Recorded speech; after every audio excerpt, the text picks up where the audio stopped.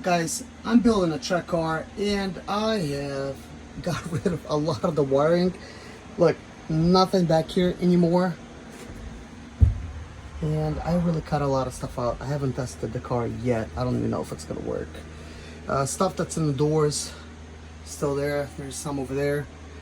Basically, I did a process of elimination. Anything that's unplugged, I trace it back and then snip that wire.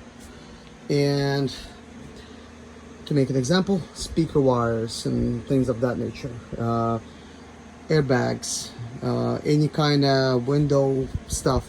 So those windows still have stuff, these don't.